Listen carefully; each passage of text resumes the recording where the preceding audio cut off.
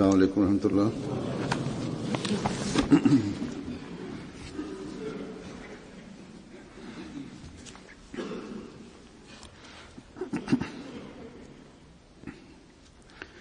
أشهد أن لا إله إلا الله وحده لا شريك له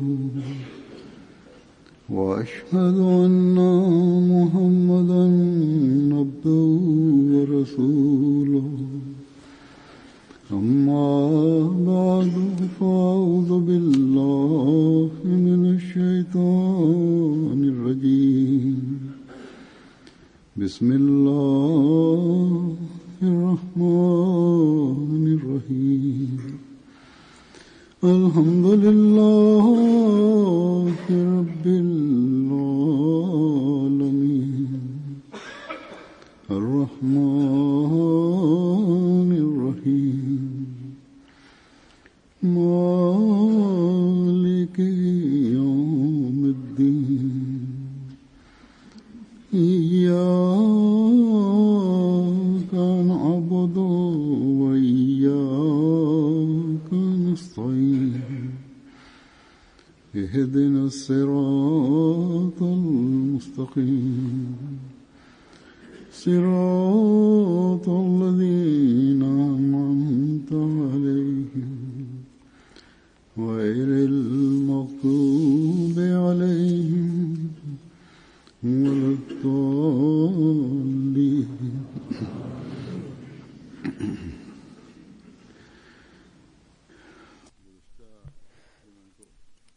Gjumani kaluar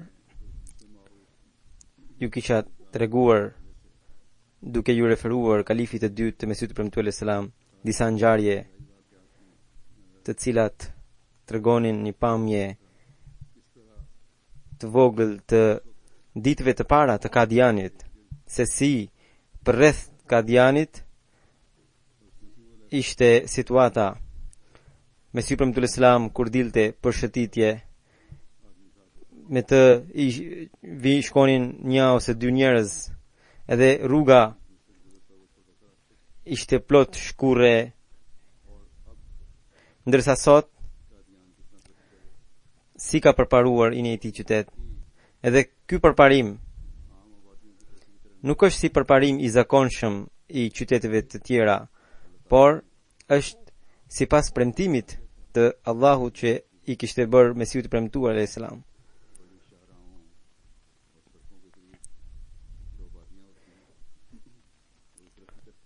Qytetet që gjenden pranë rrugëve të kryesore zakonisht përparojnë, por Kadiani nuk gjende as në një vend të tillë.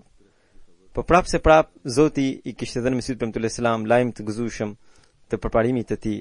Edhe sot e kësaj dite kur njerëzit shkojnë nga larg për ta parë Kadianin, madje ajo pjesë që është e xhamatit pra në Kadian është aq e përparuar saqë pra godinat, ndërtesat janë kaq të bukura saqë nganjëherë na vijnë kërkesa nga organe shtetërore të bëjnë ndonjë event të tyre.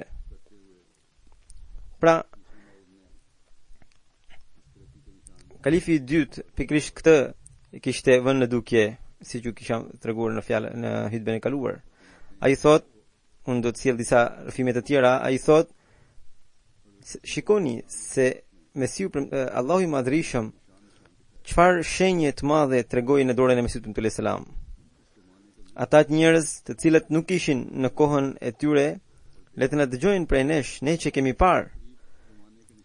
Ende ajo kohë nuk është shumë larg nga ne. Edhe për ju nuk është të vështirë që ju të përfituroni. Lërini shenjat e tjera. Shikojini vetëm Xhamin Mubarak. Në Xhamin Mubarak ka një shtyllë e cila është nga perëndimi në lindje, ndërsa në veri të asaj është ajo pjesa e cila ka qenë xhamia e parë, ku për namaz ishin vini njerëz një rresht ose dy rreshta. Në këtë copë kaq të vogël ishin 3 mure. Muri është i parë është ai që është ajo dritare. Aty ku qëndronte edhe imami. Pastaj thot kalifi i dytë, edhe sot e kësaj dite ruhet ajo pjesa e vjetër. Dhe në atë pjesë mund të vinin vetëm 2 rreshta. Dhe në secilin rresht vetëm 4 ose 5 njerëz mund të qëndronin për të falur. Kështu që me kalifi të thotë se unë mbaj mend shumë mirë kur njerëzit u shtuan dhe u shtua rreshti i tretë dhe ne u çuditëm, u befasuam. Kjo do të thotë se kur erdhi njeriu i 14 apo 15 për të falur në atë xhami, për ne kjo ishte një befasi. Kalifi do të thotë se ju në base nuk e keni vënë re atë shtyllë. Shkoni edhe shikoni atë, sepse duke e parë atë mund të paramendoni në përfiturimin tuaj ato muret, atë pjesë ku mund të dhe mund të shikoni se sa njerëz mund të qëndronin atje.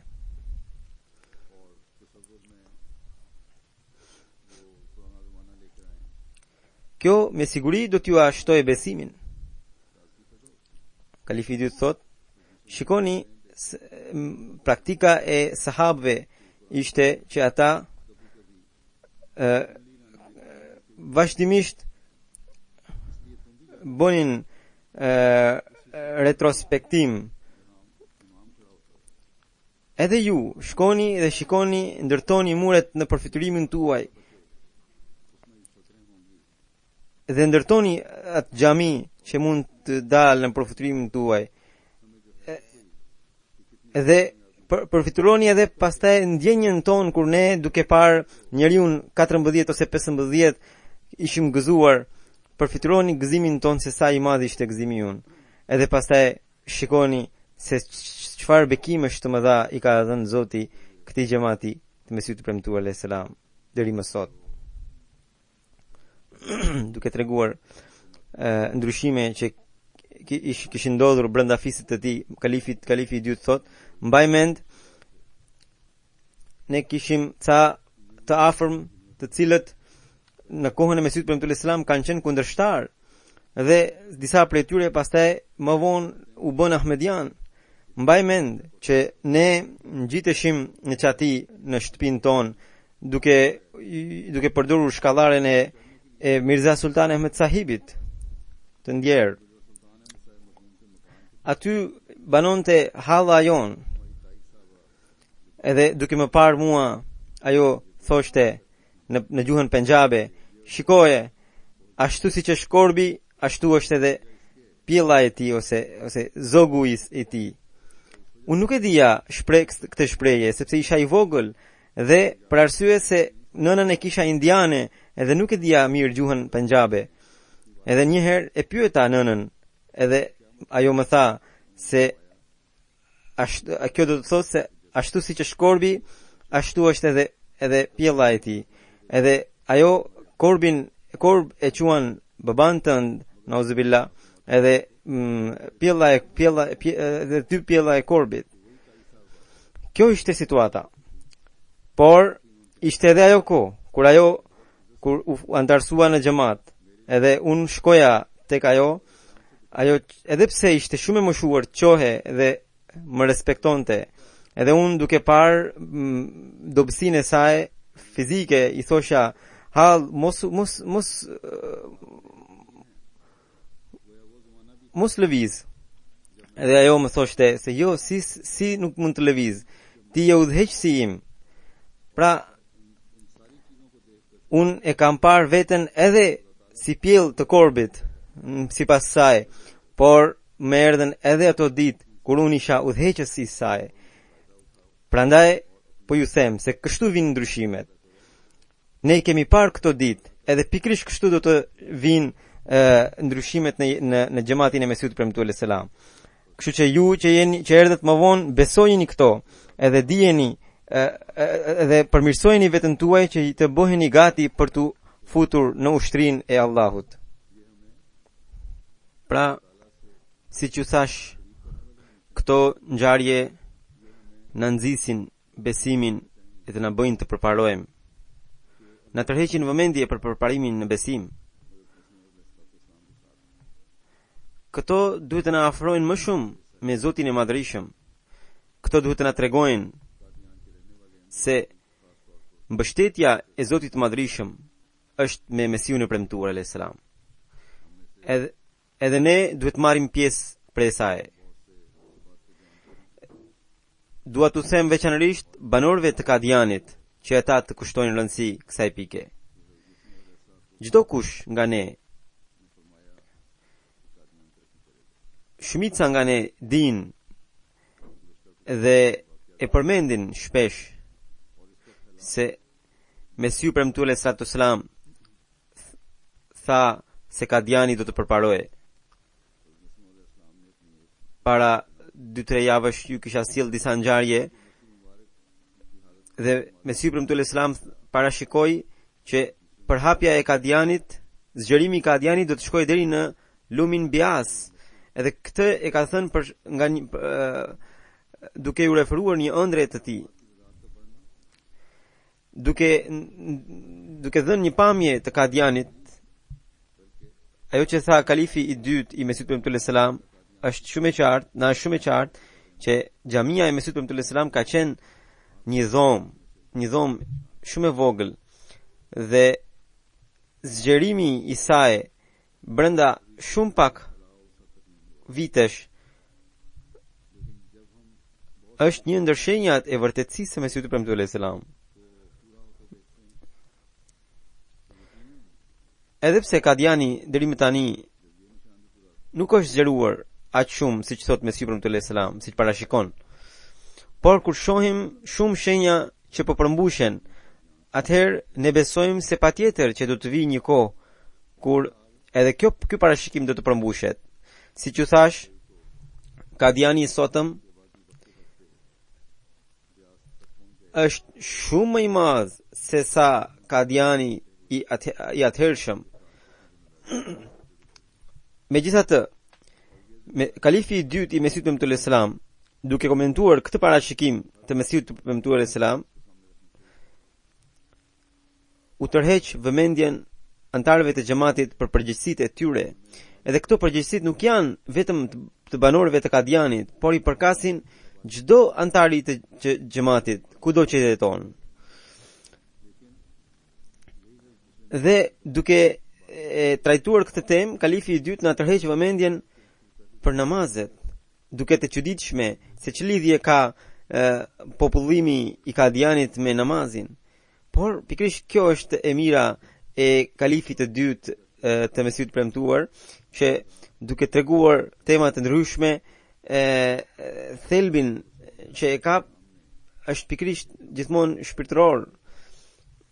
Pra, duke treguar këtë ngjarje, pra të zgjerimit të Kadianit, kalifi i dytë thot, Mesiu premtuar selam në një kohë kishte parë në ëndër se Kadiani ishte zgjeruar deri në lumin Bias. Nga kjo ëndër, unë kuptoj, kalifi i dytë thot, unë kuptoj se Kadiani do të ketë një popullsi deri në 1.200.000 banor. Ose madje edhe më shumë. Nëse do të jetë kaq shumë popullsi Kadianit, atëherë do të thotë se 400.000, të paktën 400.000 njerëz do të shkojnë për të falur xhuman. Kalifi i dytë atëherë po mbante fjalim në Masjid Aksa të Kadianit, edhe pra të xhami thotë, kjo do të thotë se këtë xhami duhet ta zgjerojmë kaq shumë sa që këtu duhet të falen 400.000 njerëz. Tani dihet që 400.000 njerëz të futen në xhamin Aksa është shumë e vështirë, sepse xhamia Aksa e Kadianit tashmë u zgjerua shumë, nëse do të rrezohen edhe shtëpitë që janë për rreth, prapë nuk do ta nxër nuk do të nxë pra ajo xhami atë popullsinë që thot kalifi i dytë, sepse nuk kemi mundësi më t'i rrëzojmë shtëpitë, sepse ato janë shtëpitë e Mesihut premtuar alayhis salam, janë shtëpitë që kanë lidhje historike me xhamatin dhe e kemi për detyrë t'i ruajmë edhe ato.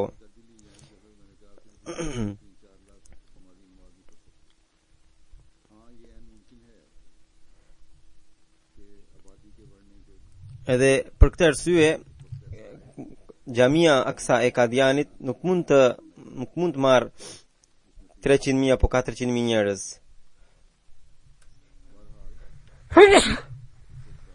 Po, mundet që me kalimin e kohës, kur vjen koha, ne mund të ndërtojmë një xhami në Kadian e cila të mund të ketë kapacitetin e 300.000 apo 400.000 njerëzish. Kjo mund të realizohet. Kalifi i dytë vijon duke treguar rreth masjidit, rreth xhamisë Aksa të Kadianit, thotë që ne duhet të zgjerojmë kaq shumë këtë saqë duhet të ketë kapacitetin e 400.000 njerëzish. Thotë edhe këtu që në vendin ku un jam duke ju drejtuar juve, nga vendi ku un jam duke ju drejtuar juve, është larg asaj pjese e cila ka qenë e vjetër. Edhe sot kalifi dytë thot në atëherë, sot kjo xhami është bërë 10 fish më e madhe se çka qenë në kohën e Mesihut premtuar alayhis salam.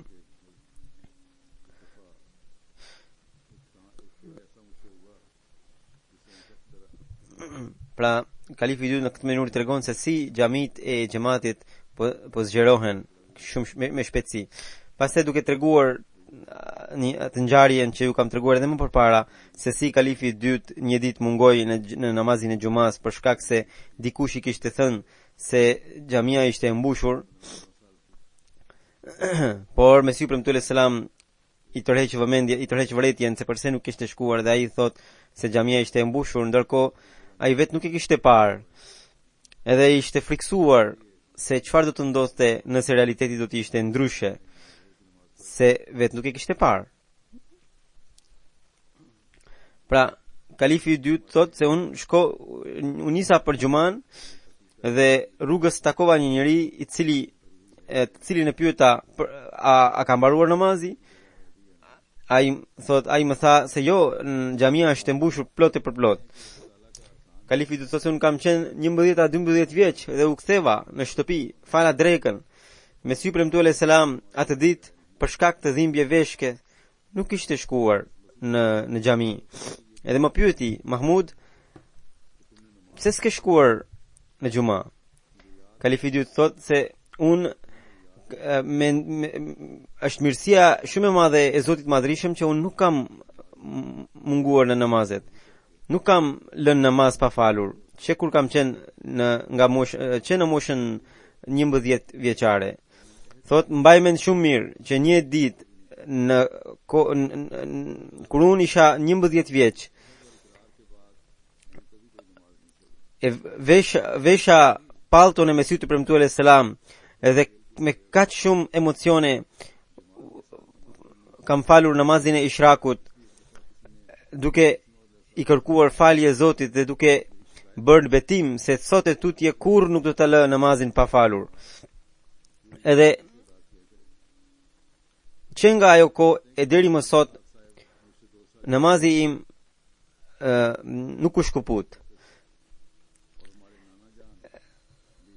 Thot kalifi i dytë se Mir Muhammad Ishaq sahibi është 2 vjet më i vogël se unë.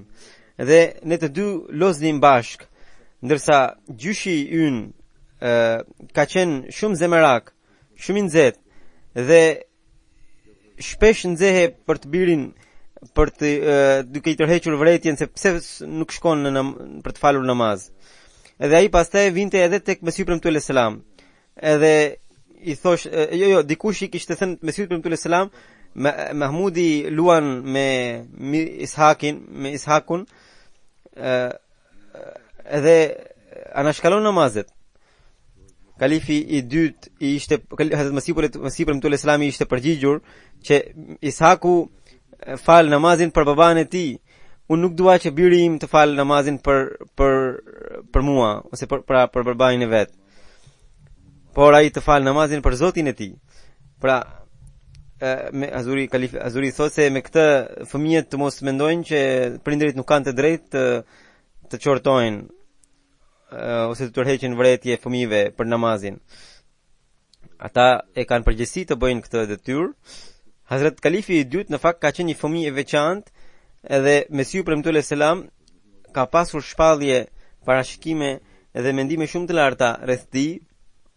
Ai e dinte se ai Kalipra Mirza Mahmudi do të bëhe biri i premtuar.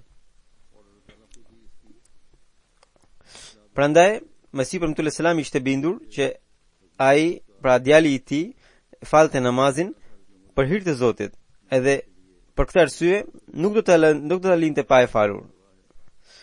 Përveç kësaj, atë ngjarjen që ju kam treguar se si në moshën 11 vjeçare ai i kërkon falje Zotit me kaq emocione që nuk do të lënë namazin pa falur, kjo tregon se ka qenë një fëmijë i veçantë. Duke u rikthyer ngjarjes së Gjumas që po tregon Kalifi i dytë,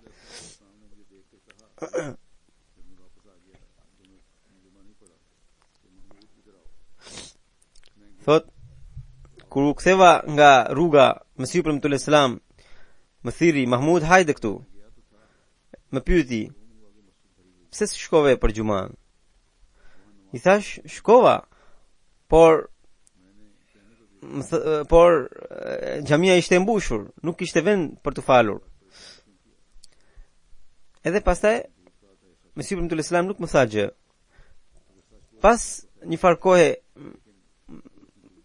më shkoi mendja se nga të di unë se me të vërtet xhamia ishte e mbushur. Ai kalimtari mund të më ketë thënë edhe një gjë të pavërtet. Edhe tërë ditën aty qëndrova që të mos ndoste ndonjë gjë kundër meje. Ndërkohë, pas namazit, Maulvi Abdul Karim sahibi erdhi për ta vizituar Mesiun e premtuar selam. Siç u thash, Mesiu premtuar selam ka pasur dhimbje veshke dhe prandaj nuk kishte shkuar. Edhe unë aty qëndrova pranë se për të parë se çfarë do të ndodhte. Sapo erdhi Maulvi Abdul Karim sahibi, Mesiu premtuar selam e pyeti, Maulvi sahib, xhamia ishte e mbushur, nuk kishte vend për njerëzit? Maulvi Abdul Karim sahibi ishte një njeri që falenderonte shumë Zotin, por me pyetjen që bëri Mesiu premtuar selam, unë u fiksova shumë se as unë nuk e dija të vërtetën. Por Maulvi Abdul Karim sahibi me njëherë tha se huzur, duhet falenderojmë shumë Zotin se xhamia ishte mbushur plot e përplut. Nuk kishte vend për të ulur. Atëherë e kuptova që ai kalimtari, pra Ahmedian kalimtar që takova rrugës, kishte thënë të vërtetën. Pra, mjeti i përparimit të këtij xhamati që Zoti ka lënë është pikërisht ky, që xhamit tona të mbushen plot e përplot. Derisa ne do t'i popullojmë xhamit tona, do të jemi edhe ne të populluar. Në momentin kur ne do të braktisim xhamit, edhe ne do të braktisemi nga Zoti.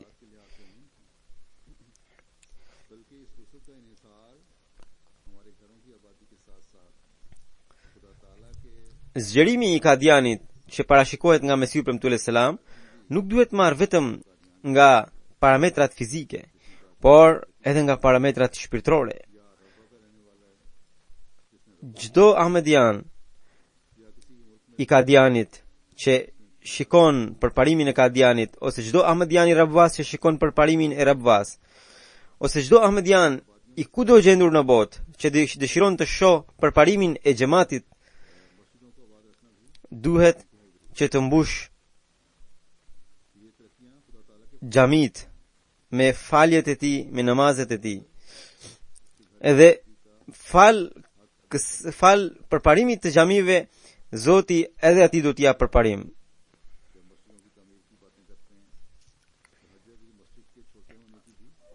Prandaj sot kur ne flasim për ndërtimin e xhamive, ne duhet përpiqemi maksimalisht që ajo xhami që po ndërtojmë të ngushtohet sa më shpejt. Edhe duhet përpiqemi që të krijojmë një lidhje shumë të veçantë me Zotin ton, që ai kur të mos në lërë. Dhe ne Zoti na dhënë të mundësi që ne të shohim personalisht përmbushjen e çdo profecie të Mesihut premtuar alayhi salatu wasalam.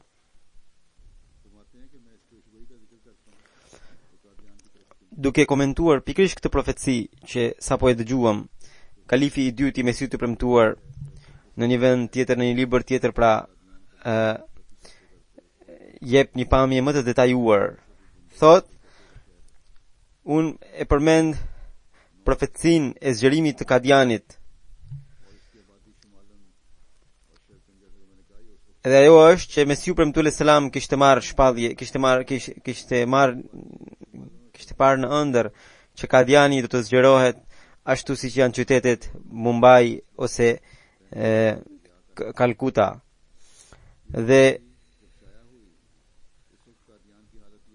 ai do të zgjerohet në drejtim të veri lindjes. Pra kështu e parashiko, kështu thoshte kalifi i dytë në atë kohë.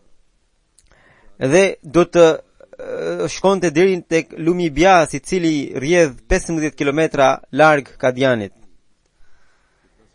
Kjo profeci është bërë në atë kohë kur Kadiani kishte vetëm 2000 banor. Shumica e shtëpive ishin prej dheu dhe kishte vetëm 1-2 shtëpi betoni. Kaq lirë ishte qiraja, sa që me 4 apo 5 cent mund të merje me qira në shtëpi për një muaj. Toka ishte kaq e lirë, sa që me 10 apo 12 rupi mund të merje tokë të mjaftueshme për të ndërtuar një shtëpi. Ndërsa në pazar, kur shkoje, nuk mund të merje dot miell të mjaftueshëm, sepse shumica ishin bujq edhe ata kishin mullit e tyre dore, pra mokrat të cilat i lëviznin edhe me to bënin miell. Kishte vetëm një shkollë dhe ajo ishte fillore dhe nuk kishte post. Një mësues i asaj shkolle, duke marrë para shtesë, punonte si postier. Nuk kishte asnjë stacion policie. Treni ose shinat e trenit ishin 18 kilometra larg Kadianit. Zakonisht në vendet ku treni është i përparuar, treni është i shtrirë, aty ku shkon treni pranë shinave ka vendbanime. Pra Kadiani nuk kishte asnjë mundësi përparimi. Pastaj nuk kishte asnjë ndërmarrje në Kadian. Në Kadian nuk kishte treg. Nuk kishte asnjë zyrë shtetërore. Pra ishte kjo koha kur Mesihu premtuar selam kishte bërë parashikimin që Kadiani do të zgjerohet deri në lumin Bias, dhe vetë Mesihu premtuar selam nuk kishte antar më shumë se 200 apo 300 veta. Nëse e keni parasysh këto rrethana, nëse i keni parasysh këto rrethana, e të paramendoni Kadianin e sotëm, i cili edhe pse nuk ka shkuar deri në Bias, pra deri në lumin Bias, por me bekimin e Zotit Madhrishëm po përparon dita ditës. Dhe pra e thot kalifi i dytë në atë kohë se edhe gjendja e sotme është e Kadianit është një shenjë madhështore për një njeri i cili ka drejtësi në natyrën e tij. Pra, siç ju thash, për një Ahmedian këto fjalë sigurisht janë besimnxitëse, por edhe të tjerët që janë të drejtë u tërheqin vëmendje, madje shumë njerëz shkojnë në Kadian dhe bëjnë punët shkencore për të parë Kadianin, për të parë xhamatin e kështu me radhë. Madje një profesor që është këtu në Angli, që po bën research, pra studim shkencor mbi Ahmediatin, ka shkuar në Indin, vizitoi Kadianin edhe pastaj kanë zbardhur për shtypjet e tij dhe ato ishin kaq mbreslënse saqë habitesh se si të tjerët shkojnë deri në imtësi për t'i pasquruar ato gjëra që ne nuk i perceptojmë dot në pamje të parë. Megjithatë, pra ai studim inshallah do të botohet dhe do ta lexoni. Kalifi dytë thot se ajo që pa me sy premtuar sallallahu selam nuk e kufizon Kadianin vetëm deri në lumin bjas, por është e nevojshme që Kadiani të paktën të përparojë deri atje. Kështu që ne duhet të shpresojmë që Kadiani duhet të përparojë akoma më shumë, sepse ëndra e tij nuk do të thoshte se Kadiani do të jetë i kufizuar vetëm në lumin bjas, por do të thoshte se Kadiani të paktën do të shkonte deri në lumin bjas. Dhe ka mundësi që lumi bjas të mbetet një lum që do të rrjedh midis Kadianit dhe Kadiani pastaj të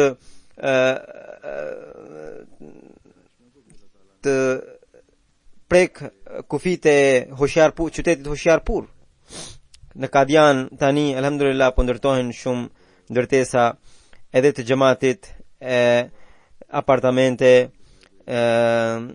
po ashtu edhe vendalit, pra banorët e Kadianit alhamdulillah po gëzojnë dita ditës mundësinë për të ndërtuar shtëpitë e tyre sa më të bukura, sa më të mira.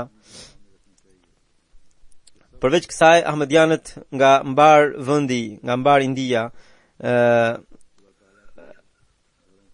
po përpiqen që të kenë një shtëpi të tyre në Kadian. Të gjitha këto janë në një anë. Dhe ajo që është më e rëndësishmja është që sekreti i përparimit ton është ne ti popullojmë xhamit e Zotit të Madhrishëm, ti mbushim xhamit e Zotit të Madhrishëm. Nëse do të bëjmë këtë detyrë, atëherë do të jetë edhe përparimi unë. Në momentin kur ju do të braktisni Zotin, edhe Zoti do t'ju braktisë juve. Përpiquni që xhamit t'i ngushtoni sa më shpejt. Pra xhamit që ju keni ndërtuar, që janë të zgjeruara, t'i bëni të ngushta sa më shpejt me namaz falsit. Gjithë ne duhet të mbajmë mend që në këtë ëndër nuk është vetëm parashikuar përparimi i Kadianit, por përparimi i gjithë xhamatit. Kur shohim një shenjë që u përmbush, ne besojmë që edhe shenjat e tjera do të përmbushen vetvetiu. Në disa raste disa ahmedian nxjerrin kuptime të ndryshme të ndonjë profecie, të ndonjë ëndre të Mesihut të premtuar selam, ose në ndonjë rast tjetër kur shohin shumë vështirësi, siç që kemi sot në Pakistan, edhe mërziten, shqetësohen. Tani për shembull, shqetësimet që kemi në Pakistan, pikërisht sot kam marrë lajmin nga Pakistani që shteti pakistanez me pretekstin për të mbyllur rrugën njerëzve që po përhapin trazira, që po shkaktojnë përçarje, shteti ka ndaluar botimin e disa librave të caktuar dhe hoxhallarët ignorant e kanë bindur shtetin që edhe librat e xhamatit, librat e Mesihut të premtuar selam, gazeta e xhamatit janë të këtij lloji dhe shteti i ka ndaluar botimin e tyre në Pakistan. Por ata as nuk e kanë idenë se si Mesihu premtuar selam është ai, pikërisht ai i cili tregoi vërtetësinë e Islamit, vërtetësinë e profetit Muhammed sallallahu alaihi wasallam, i cili u dha dritë në librat e tij istarve të feve të tjera që ata të vinë drejt Islamit. Por sido që të jetë, ne nuk duhet të zhgënjehemi dhe as nuk ka nevojë për të zhgënjuar.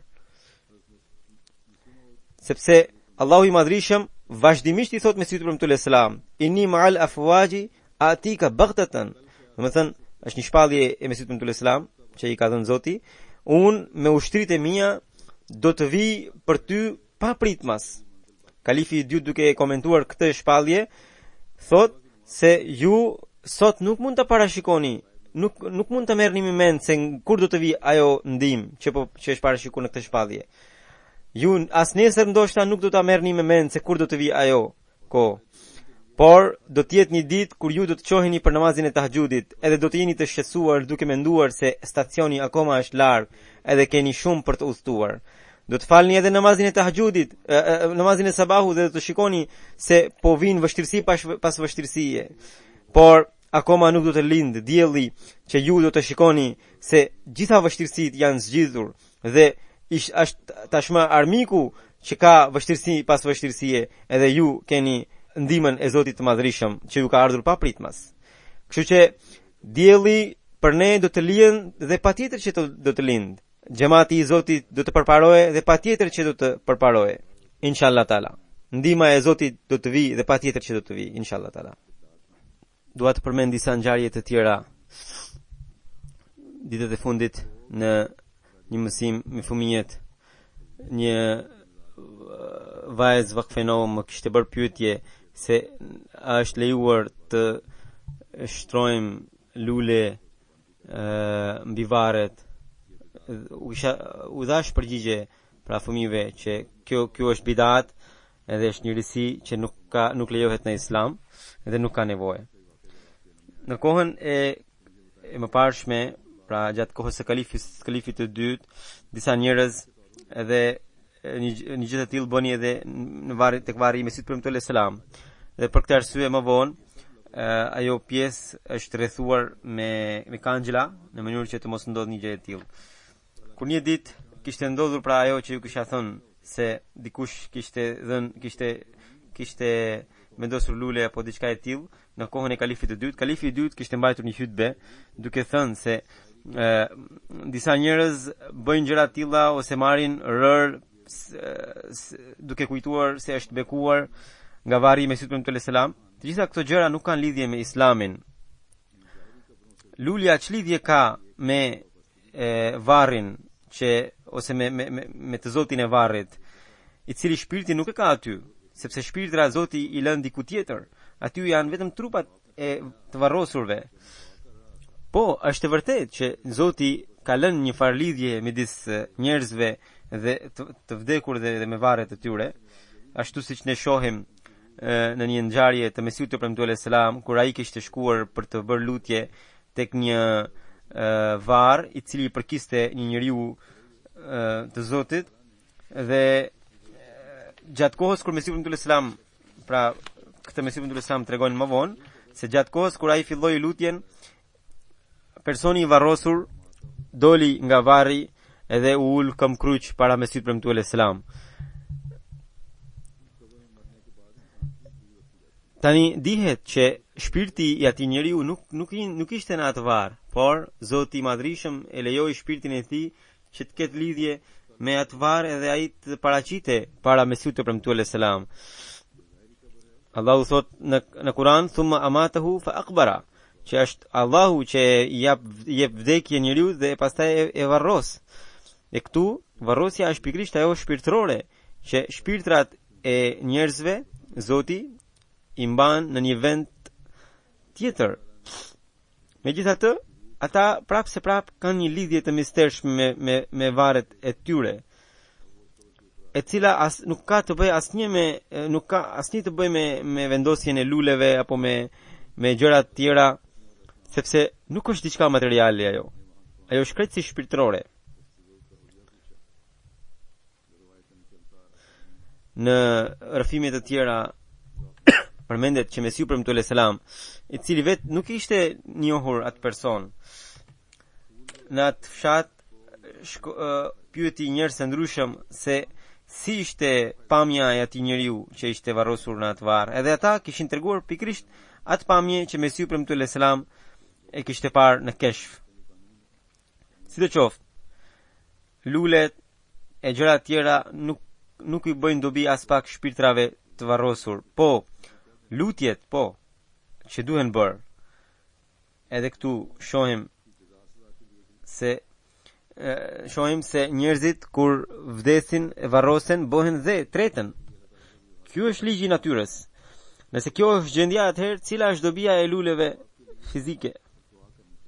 Tek Zoti i Madhërisëm për të dhënë llogarinë e tyre.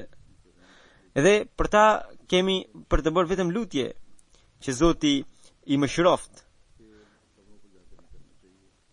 Dhe nuk duhet të bëjmë asnjë gjest që lidhet me shirkun, me bekimin e Zotit të Madhërisëm. Ahmedianët nuk bëjnë një gjë të tillë. Po megjithatë, tek tuk ndodh në një ngjarje diku edhe më vjen ndonjë ankesë këtu. Një tjetër ngjarje që tregon kalifi i dytë i Mesiut të premtuar, që ka të bëjë me librin e tij të famshëm Filozofinë e mësimeve të Islamit dhe të leximit të asaj eseje në mbledhjen e famshme të feve. Është një ngjarje shumë interesante ku përmendet një njeri i cili ka qenë sahabi i Mesihut premtuar selam, por që ka pasur një karakter të shtrembët dhe se si ai përfundon. Kalifi i dytë thotë se në vitin 1897, kur u themelua mbledhja e feve të mëdha, Mesihu i premtuar Islami ishte bërë kërkesë që ai të shkruante një ese rreth Islamit, dhe këtë kërkesë kishte sjell pikërisht Khwaja Sahibi, pra pikërisht ai sahab. Dhe Mesihu i premtuar Islami, edhe pse ishte dobët nga ana fizike, sepse kishte heqje barku të shpeshta, e shkroi esen, e mbylli edhe i dha pikërisht Khwaja Sahibi që ta lexonte një herë. Khwaja Sahibi kur e lexoi, tregoi rezervat e tij dhe tha se Huzur, më mirë të mos lexohet kjo ese, sepse mund të shkaktojë përbuzje dhe pakëqësi. Por Mesihu i premtuar Islam kishte marrë shpallje që pikërisht eseja e tij do të jetë nga dhënjimtare. Madje Mesihu i premtuar Islam botoi një fletushk, një njoftim, edhe i dha pikërisht Khwaja Sahibit që të ngjiste në vende të ndryshme të Lahorit. Mirë po Khwaja Sahibi insistoi se jo Huzur, nuk ka nevojë, por për shkak të insistimit ai i mori njoftimet dhe shkoi në Lahor, mirë po nuk i ngjiti. Por antarët e xhamatit morën vesh se pas ka një vendim prej Mesihut premtuar Islam. Mirë po Khwaja Sahibi vazhdimisht dëshiron të afshite atë vendim. Por nga për shkak të insistimit, një natë pa u bie në sy njerëzve, ata ngjitën kaq lart pra mbi muret saqë njerëzit të mos kishin mundësi ta lexonin atë. Kjo ishte sjellja e Khwaja Sahibit. Por më në fund erdhi edhe ajo ditë kur ajo ese u lexua, e kur filloi të lexohe, vetëm pas pak qastesh audienca ishte shndruar në statu. Sikur u ishte bërë magji. Kaloi koha e caktuar e disponueshme, u shtua akoma më shumë kohë që eseja të përfundohe. Nuk u përfundua. U shtua një ditë e tërë që ajo ese të lexohet e gjitha. Edhe pas mbledhjes, qofshin kundërshtar, qofshin Ahmedian, të gjithë me ujdi thanë se ajo ese ka qenë nga dhënjimtare. Por shikoni se një dobësinë e besimit ati, pra Khwaja Sahibit, i cili edhe pse ka qenë avokat, ka qenë një njeri i ditur, ka qenë një ndër sahabët e veçantë, por u përpoq që ta fshite këtë madhështi të Zotit të Madhërisëm, sikur të përhape njoftimi ashtu si kërkonte Mesihu premtuar selam. Imagjinoni se çfarë vlere do të jepë këtij parashikimi, kësaj shenjeje madhështore të Zotit të Madhërisëm që ne shohëm në dorën e Mesihut premtuar selam. Por kur njeriu ka një karakter të shtrembët, atëherë ai edhe pse mund të jetë avokat, pra në rastin konkret siç e kemi, por në një njëjtën kohë ai mbetet i pamend.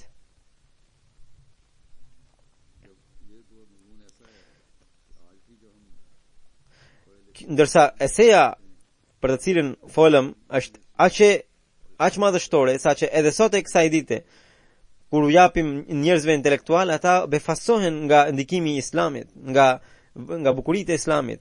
Madje shpesh kur unë pyes njerëz të ndryshëm se si janë për Ahmedian, shumica prej tyre më thonë se e kemi pranuar xhamatin duke pasi e kemi lexuar librin Filozofia e mësimeve të Islamit. Por Khwaja Sahibi këtë nuk e kuptonte, edhe atë shumë e ngulmonte saqë në njërin anë tregonte se është antar i xhamatit, pra bori betin në dorën e Mesihut të Islam, nga ana tjetër nuk e zbatonte porosinë e tij, por më në fund Zoti atij dha një shpëllak duke treguar se cilët si bëhen punët e Zotit. Një ngjarje tjetër, pra duke treguar se çfarë sedre duhet të kenë Ahmedianët për xhamatin, për Islamin, kalifi i dytë thot se në kohën e kalifit të dytë disa njerëz kishin shkuar në një mbledhje ku ishte folur kundër xhamatit, edhe duke i tërhequr vërejtje atyre Ahmedianëve, kalifi i dytë thot se njerëzit që shkojnë në mbledhje të tilla tregon se ata janë sedër pakët, ose ata nuk kanë sedër fare. A ka ndodhur ndonjëherë që dikush të ketë marrë vesh se në filan vend po i shajnë nënën ose po i shajnë baban, dhe ai me njëherë të brofi në këmbë, të marrë këpucët, të vishet edhe të bëhet gati për të marrë pjesë në atë mbledhje, që të dëgjoje he shiko se çfarë sharjesh janë ato, sa të bukura janë ato, sa të ëmbla janë ato. Kur nuk ndodh kështu, sepse sedra e tij nuk e lejon. Edhe vajtja juaj atje në një mbledhje të tilla tregon se juve ju ka rënë sedra. Unë mbajmen, kalifi du të thotë se mbajmen shumë mirë në kohën e Mesihut të premtuar Islam, arjet, pra një sekti hinduve, kishin organizuar një mbledhje dhe i kishin bërë ftesë Mesihut të premtuar Islam se edhe ai të shkruante një temë për atë gjelse. Mesihu të premtuar Islam nuk donte ta shkruante, sepse u tha Ahmedianëve, u tha sahabëve të tij se e di se çfarë natyre kanë arjet, por sahabët insistuan duke i thënë se Huzur tashmë kanë ndryshuar politikat dhe ata nuk e ndjekin atë qëndrimin. Ju shkruani Islamit, do t'i bëni shumë dobi Islamit në këtë mënyrë. Mesihu premtuar Islam, edhe pse nuk donte, për hir të sahabëve shkroi shkroi një temë rreth Islamit, edhe ngarkoi kalifin e parë të tij për ta lexuar atë. Kalifi i dytë thotë se edhe unë shkova bashkë me kalifin e parë për të marrë pjesë në atë mbledhje. Fjalimi i parë që mbajti një arje ishte rreth dashurisë. Gjithçka shkonte mirë, ndërsa folsi i dytë bëri të gjitha akuzat edhe nxori të gjitha sharjet që hindu dhe arjet tregojnë për Muhammedin sallallahu alaihi wasallam. Edhe unë kaq shumë digjesha, saqë mbajmen si sot se u përpoqa, u mata të qohesha edhe të dilja nga mbledhja, ndërkohë ai që ishte pranë meje më tërhoqi, më kapi për mëngët dhe edhe më tha se kalifi i parë dhe dietarët e xhamatit janë të ulur atje, si guxon ti të qëndrosh. Edhe unë i thash, shiko, unë nuk mund të qëndroj dot këtu, sepse këtu është pa mundur për mua. Por ai më tha se shiko, rrugët janë të mbyllura, në përdyer qëndrojnë njerëz, nëse qohesh do të krijosh çrregullim këtu. Edhe unë ju binda, por deri më sot unë kam keqardhje se Zoti më kishte lind në zemër një mirësi për të bërë që nuk e kam bërë. Por kur u kthyem dhe i treguam Mesihut të premtuar selam gjithë ngjarjen, atij erdhi shumë keq. Ai i tërhoqi vërejtjen gjithë sahabëve, edhe kalifit të parë, duke thënë se pse keni qëndruar atje, pse nuk u quhet edhe nuk u kthyet. Vazhdimisht Mesihu premtuar selam shprehte pa kënaqësinë e tij. Moli Muhammad Ahsan Sahab Amrohi, i cili nuk kishte shkuar në atë mbledhje, ai thot kalifi i dytë mbajmen shumë mirë, ai mbështeste fjalët e Mesihut premtuar selam, po prap merrte edhe anën tonë duke i thënë Mesihut premtuar selam, Huzur kanë gabuar. Edhe përdorte një fjalë urdu, kalifi i dytë thotë se unë për herë të parë prej tij kisha dëgjuar atë fjalë. Edhe atëherë kisha kuptuar kuptimin e asaj fjale. Sidoqoftë, Mesiu premtuar selam pas një farkohe u ka falur pra diçtë e tyre. Por ne kemi vendimin e Mesiut premtuar selam në këtë ngjarje, për këtë ngjarje. Dhe prandaj gjithmonë duhet kemi parasysh që nuk duhet marrim pjesë në mbledhje të tilla.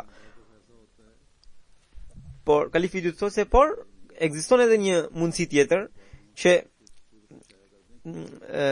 fjalimet e tyre më vonë të botohen, edhe për këtë arsye nuk ka nevojë që njerëzit të shkojnë të marrin pjesë në atë mbledhje duke i dhënë nder asaj mbledhjeje, por mundet në një mënyrë tjetër.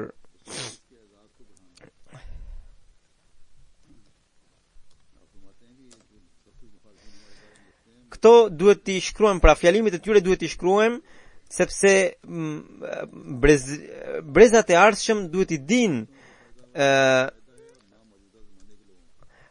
dinë se çfarë kanë thënë kundërshtarët tanë dhe si do të jenë përgjigjet tona. Por nuk duhet të jetë prirja që njerëzit sa herë që të ndodh një mbledhje e tillë, ahmedianët ose njerëzit të shkojnë të marrin pjesë në ato mbledhje.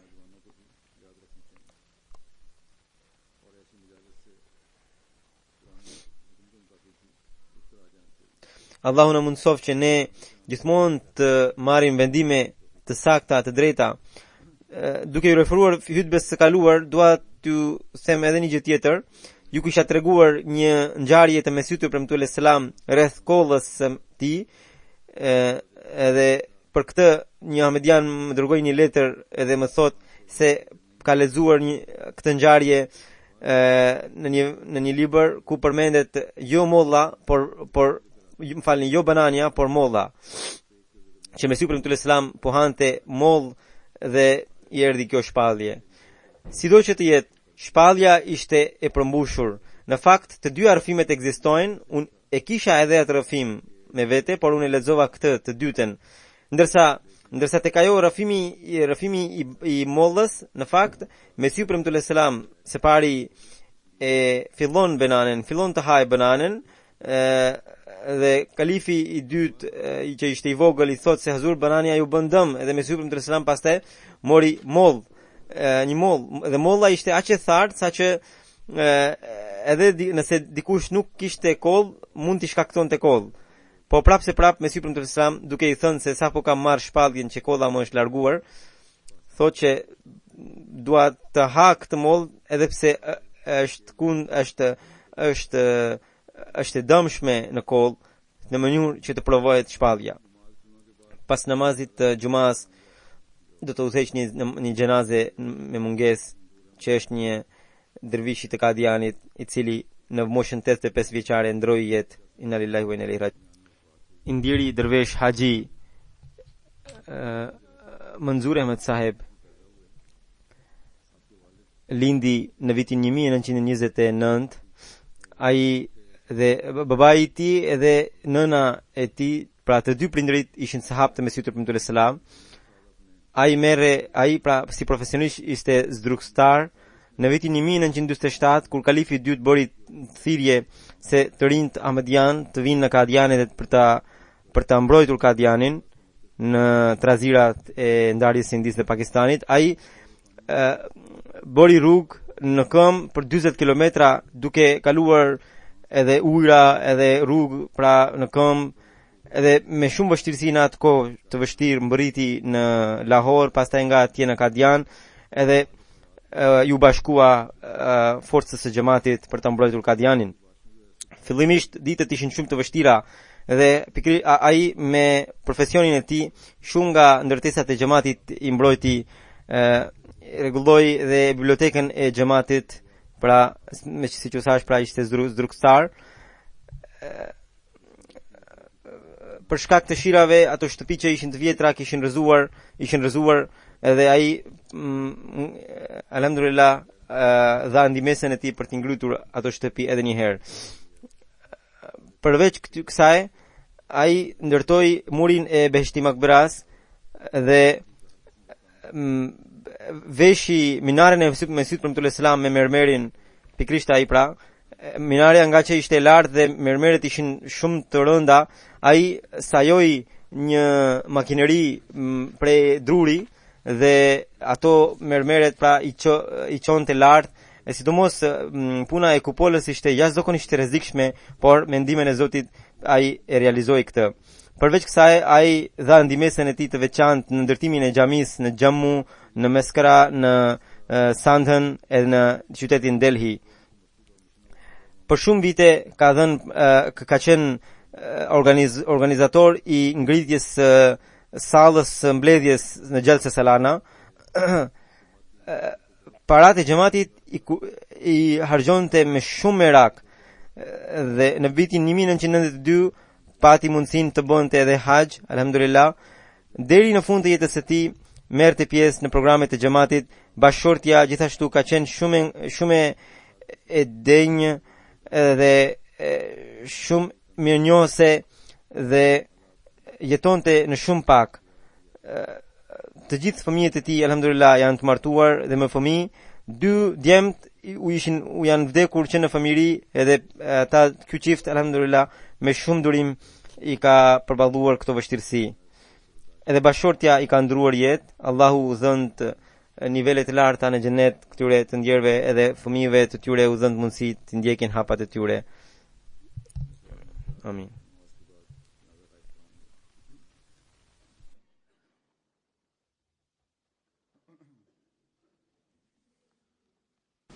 Alhamdulillah nahmaduhu wa nasta'inuhu wa nastaghfiruhu wa nu'minu bihi wa natawakkalu alayhi wa na'udhu billahi min shururi anfusina wa min sayyiati a'malina.